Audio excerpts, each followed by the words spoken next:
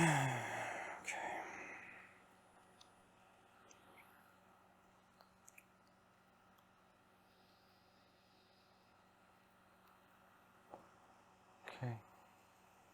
everyone, it's been 2 weeks, so it's time for another Taiji development log.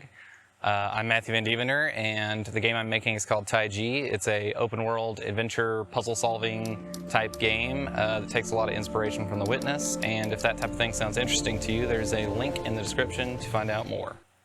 So I thought for certain that I would be done with the concept art phase for the mill area by now, but unfortunately I have been kind of hit with like a bout of depression, so my mood has been all over the place, and so my productivity has been super low for the past couple of weeks. And additionally, it's just kind of been a hard task to try to figure out how to break down into something that I could kind of itemize and actually execute on. So the high-level idea for the area has kind of always been that it's sort of this factory of some kind that's disused and it's in disrepair, and nature is kind of starting to take over again. But that's a really hard concept to kind of just one and done execute, because you kind of have multiple layers to that. You have the layer that's like it's an actual factory and it has to plausibly resemble something that could function as a factory. And then you have the layer that is the amount of disrepair and the amount of nature taking over things. But on top of that, you also have to fit in gameplay. It has to be a functional gameplay space while still having that appropriate level of theming. And there's kind of another layer that I can't get into exactly, but needless to say, I'll say that I've kind of compromised on that somewhat in order to try to get the ball rolling overall with the rest of the area's design.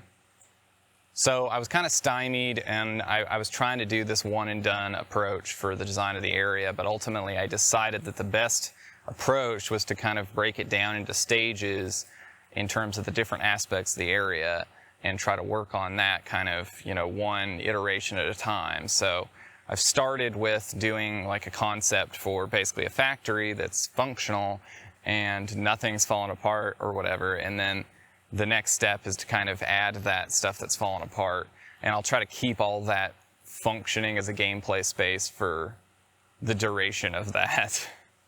It was hard to kind of decide to do this approach, because initially, the first pass that you're going to do of the design for that area is going to be a bust. It's going to be something you have to throw away, because that first pass is like the pristine factory that would function as an actual factory, but it doesn't have that other aspect of the design of like nature reclaiming it and things falling apart.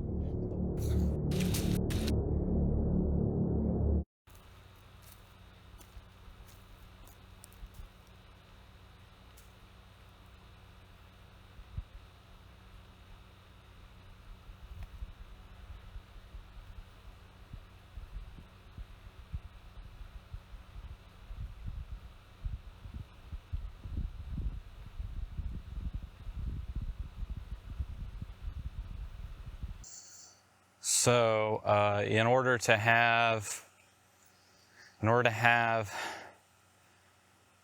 a plausible factory environment, I decided that I would take and do a bunch of research on what are the kind of things that go into a factory, so that I could build out that area in something that kind of would resemble, I guess, a factory to most players. I think if you brought in an expert and had them look at what I did, it would pretty obviously have a lot of flaws that would make it not practical in the real world. But again, the point is really just to look like a factory. It doesn't have to actually function as a real factory.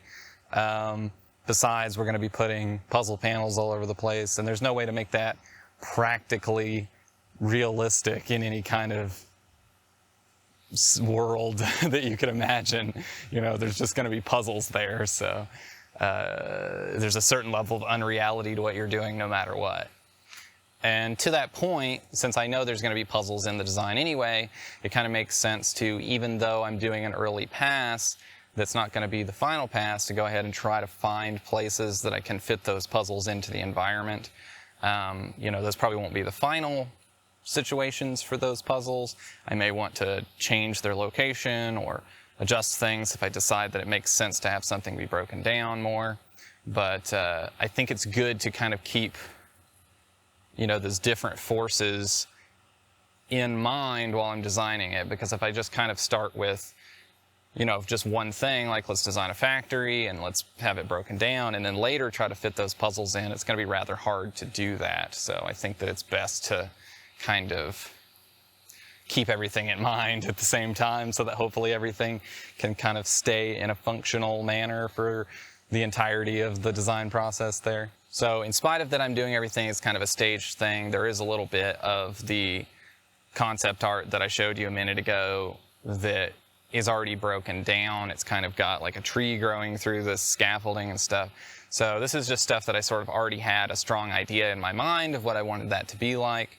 So I went ahead and put it in because I don't think it's 100% necessary for me to have everything be functional in the first pass as a factory. I think it's okay to kind of, if I already know I want to do this here, or I want to do some other type of aspect of the environment, to go ahead and work those in, because obviously we're trying to iterate towards a final thing. We're not trying to make this art be the final thing. Anyway, I know it's a short update this week, but at least you got to see some concept art, so that's certainly an improvement. And with that, I will see you all in 2 weeks. And like the video if you didn't like it, and if you're not subscribed, make sure you subscribe to the channel. Till then, I will see you all around. Have a good one, everybody. Bye-bye.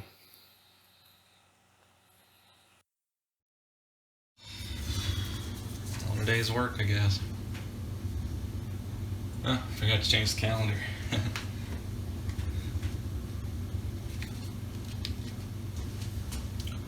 That is a handsome dog.